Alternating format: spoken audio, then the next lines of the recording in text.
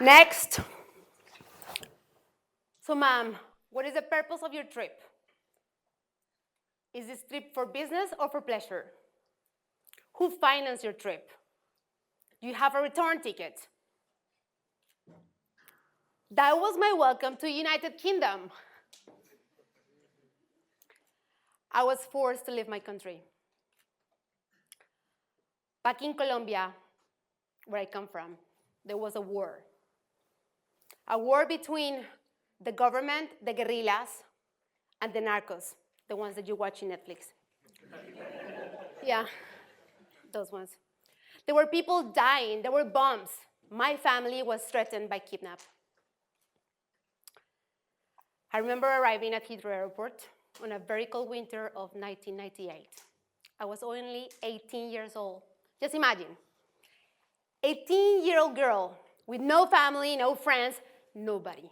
I didn't speak English. Later, I graduated from university, from one of the best universities. And I thought, I'm going to find a job like that. To my surprise, that reality hit me. I was getting frustrated because I was sending all this application and just getting rejected and rejected and rejected. I didn't know how hard it was to find a job in London. Very competitive market. And I didn't have experience either. I finally managed to turn things around. And I got my first job in the city, using my background and my Spanish to my strengths to find my first job. Through the years, I climbed the corporate ladder, changing jobs a few times, different industries. I was making really good money. I was on the top of my game, but something was really missing, the sense of purpose, my sense of creativity. But it all became clear one day. I was called to an interview, very important interview. And I remember I didn't sleep the day before because I was super excited. So I wake up in the morning, 5 in the morning, put the best suit on. I was all suited and booted, ready to rock it. I arrived to this powerful building in the city, climb up the stairs, meet the CEO.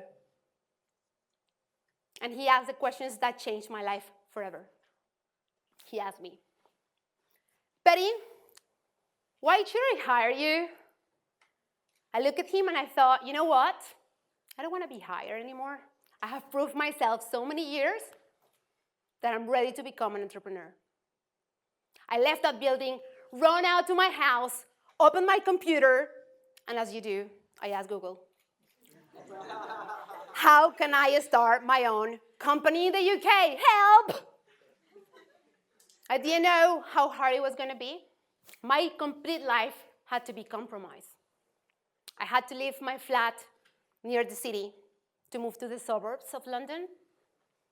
And I had to really quit all the luxury companies' dinners and really account every single coffee I was spending in order not to spend all the money for my travel car. So many days I had to make so many calls on behalf of my name and my company, not having the brand that I had before, but so many doors were shut on my face. Until finally one day, I got my first deal, my first client. I got my confidence back, and from that day on, I never looked back.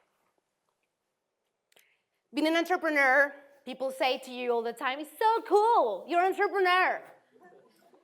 You're your own boss. You have flexible hours. Not like that.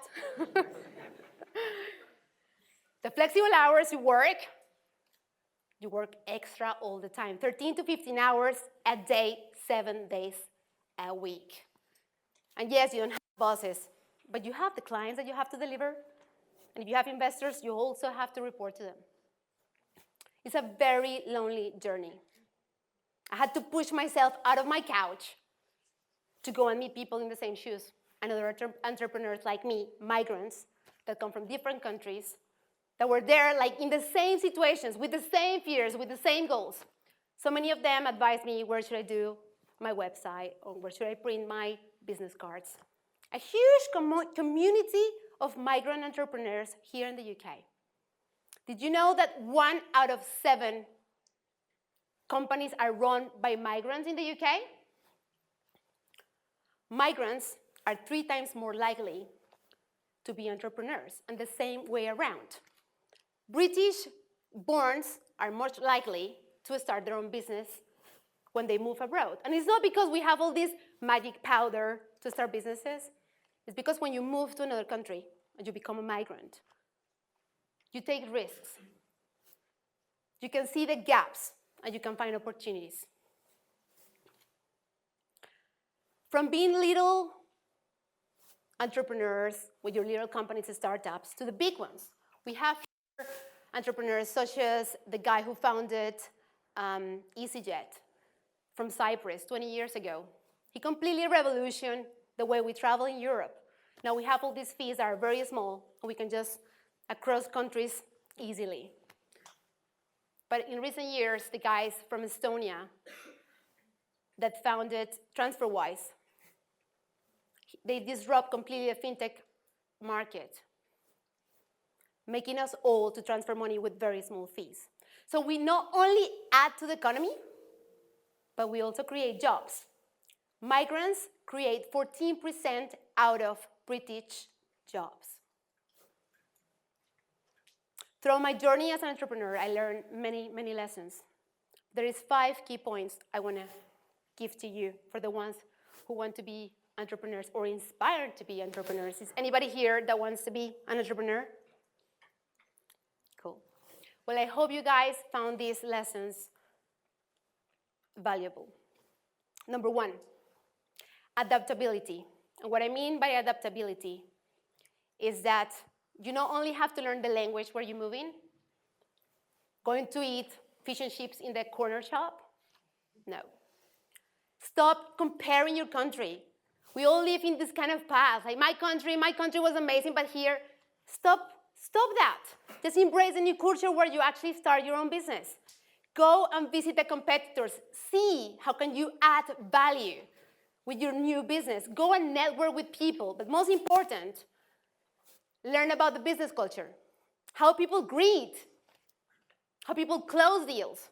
How people run their meetings. Like, for example, in my country, when you run a meeting, you hug people sometimes. And if you do that here, you're going to scare everybody. Do you know what I mean? Number 2, patience. We all want everything like that. We want a boyfriend like that. We want to lose weight like that, right? So we want to watch a movie, we just log in and we have it. We want a date, and we just log into the application and you get a date. But everything meaningful in life takes time. Everything is a journey.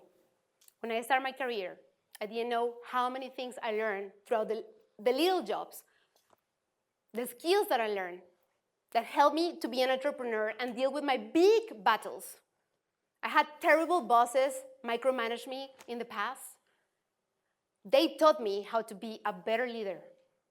Those little lessons that you learn in every day, they're very, very important. Number 3, passion. And we're talking about passion everywhere. Let's be passionate about this. Let's be passionate about that. But what is passion? Well, to me, passion is the energy that makes our heart beat, the things that we wake up in the morning and we look forward to do, the things that we will do for free. We don't need anybody to pay for that. And I tell you a story. There's a girl that makes my coffee in my neighborhood. Her name is Stacy. We call her the coffee whisperer. She knows exactly how we like our coffee. She knows our names. One day I asked her, man, your coffee tastes like magic. What do you put on it? And she said to me, I put love. And I can tell you, you can definitely see that coffee has love. So if you intend to start your own company, you have to be passionate about your business. If you don't have a passion, you're going to quit. The road is so hard. that if you're not passionate about your business, you're gonna quit. Number 4, resilience. And I'm a champ on this one. I'm a champ. But I learned it the hard way. Let me tell you a very personal story. 1996, I had a car crash back home in Colombia. And I almost lost my legs because I had a very big injury on my spine. I had to put a metal corset that didn't let me to move for a few months.